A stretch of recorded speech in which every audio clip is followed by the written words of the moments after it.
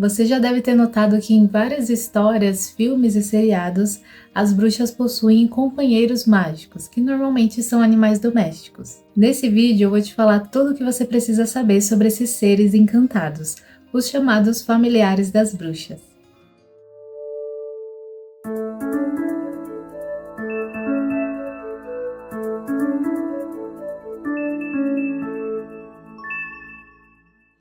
Oi, criaturas!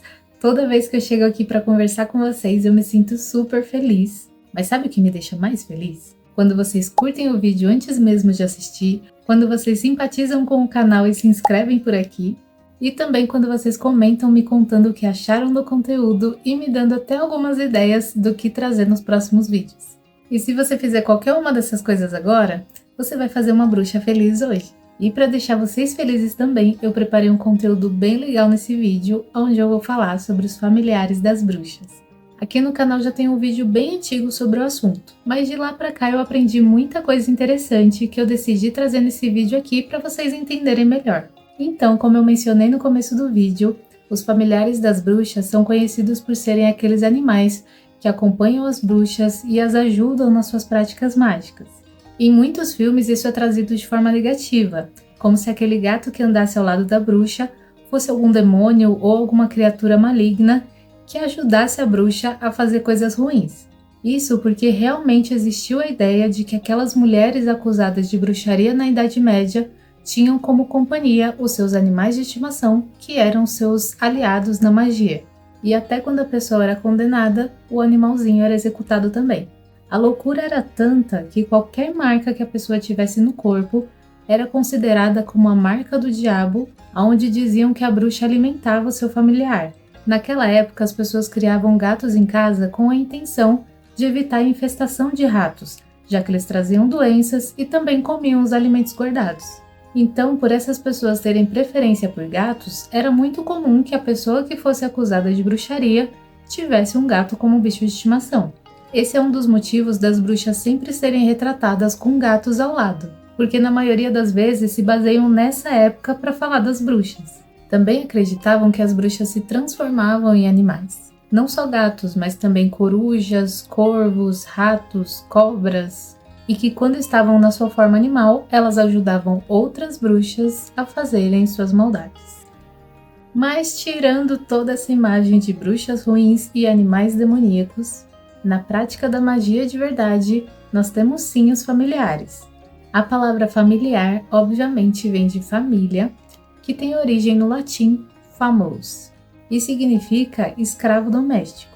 Ou seja, a ideia é que as pessoas da mesma família sejam submissas ao líder da família. Sendo assim, o familiar seria o escravo da bruxa para fazer o que ela quisesse. Mas nós usamos hoje em dia o termo familiar para remeter uma pessoa próxima, que tem uma energia compatível com a nossa e que está ali para auxiliar a nossa vida de alguma forma. E na magia, os familiares são seres que estão ali para nos acompanhar, nos proteger, fortalecer a nossa magia e muitas vezes nos dar insights de coisas que talvez a gente levasse muito mais tempo para compreender.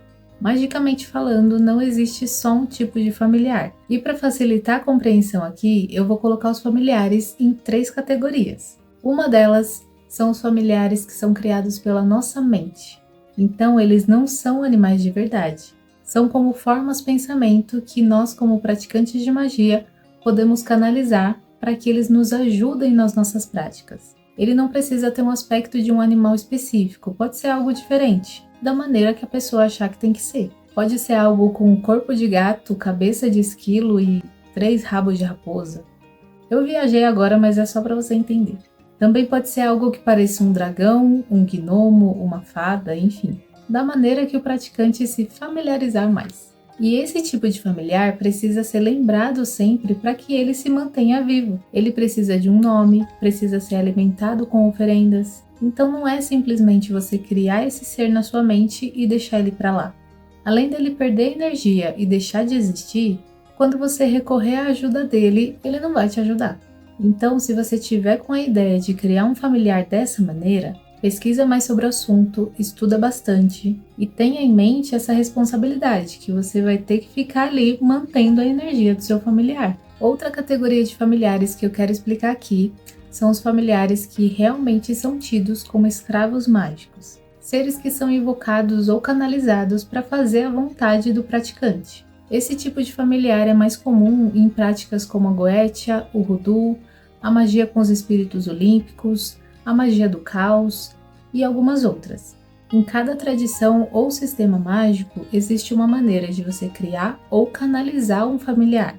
E depois dele estar com você, você pode fazer pedidos como se fossem tarefas para ele. A diferença desse tipo de familiar para aquele primeiro que eu mencionei, que eu vou chamar aqui de familiar mental, só para não confundir, é que o familiar mental é criado por você, então ele tem características e qualidades que você define para ele. Enquanto esse outro familiar, que eu vou chamar aqui de familiar espiritual, ele é um ser que você chamou para trabalhar com você, então você precisa conhecer a energia dele, descobrir o seu nome, descobrir o tipo de pedido que ele pode realizar para você, porque se não tiver isso bem definido, algumas coisas que você pedir pode ser até que ele fique bravo com você.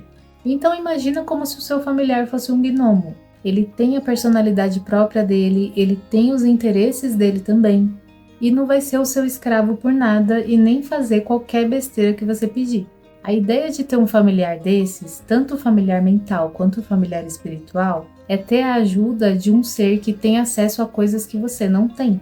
Então ele pode te ajudar a evoluir na sua sabedoria, no seu autoconhecimento, na sua intuição, enfim, coisas que vão te engrandecer como pessoa, como magista e como espírito. Mas nós temos também a categoria mais conhecida de familiares, que são os animais das bruxas. Aqueles animais domésticos que nós costumamos ter uma ligação mais forte. Normalmente, esse tipo de familiar é aquele animal que chega na sua vida de maneira totalmente inesperada, em um momento em que você precisava dele ou ele precisava de você. E mesmo que você tenha vários animais, o seu familiar vai ser aquele que tem uma conexão mais forte com você e que gosta de fazer parte ali das suas práticas. Então, por exemplo, tem gente que gosta de meditar e o cachorro fica ali perto, parece que está até meditando junto.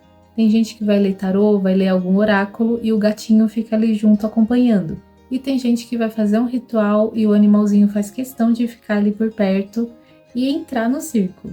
Se você tiver um familiar, você vai perceber que ele gosta de participar, que ele gosta de te ajudar nas suas magias. E isso tem que ser sempre espontâneo dele. Você jamais deve obrigar o seu animalzinho a ficar ali enquanto você está fazendo um feitiço ou qualquer outra coisa. Dependendo da espécie do animal, ele vai te trazer uma energia diferente. Os gatos, por exemplo, costumam ajudar na conexão espiritual, na limpeza energética e na intuição, enquanto os cachorros ajudam a trazer tranquilidade e confiança para suas práticas e ajudam a proteger a sua energia. Mas o seu animalzinho também pode ser uma cobra, um hamster, uma cacatua, sei lá. E daí você analisa o comportamento dele e o tipo de energia que ele te traz. Se ele te faz sentir protegido, tranquilo, poderoso, alegre. Os animais não vão te dizer o que eles vieram fazer na sua vida, mas você vai descobrir enquanto mantém essa ligação com eles. Pode ser que você tenha mais de um familiar no caso dos animais de estimação, e você vai perceber que cada um deles te traz uma energia diferente. E eles meio que revezam entre si para te proteger, para te purificar e para te fortalecer energeticamente. A diferença entre o familiar animal e os outros familiares que eu mencionei antes, o mental e o espiritual, é que o familiar animal não vai seguir ordens e realizar os pedidos que você tenha, mas ele vai te ajudar em momentos que você nem sabia que precisava. Pode ser que o seu gato deite em cima de você quando sentir que você está com uma energia muito carregada ou quando tiver com alguma dor. Pode ser que o seu cachorro te desvie de algum perigo ou até que se coloque diante de uma energia negativa para te proteger. Então você não vai saber exatamente o que o seu animal está fazendo, mas deixa ele fazer o trabalho dele. E o que você deve fazer em troca de tudo isso é cuidar muito bem do seu animalzinho, não deixar que nada falte a ele, respeitar o espaço dele e, como eu disse, nunca obrigar o seu animal a fazer nada. Você pode conversar bastante, dedicar mais do seu tempo para dar atenção a ele e ir melhorando essa conexão para que você também conheça as necessidades dele e saber quando ele também precisa do seu auxílio.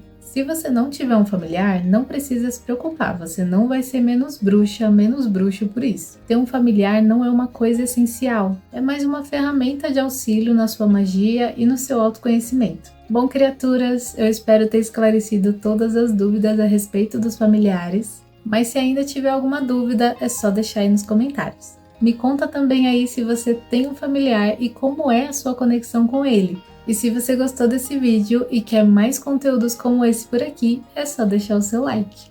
Até o próximo vídeo, criaturas! Tchau!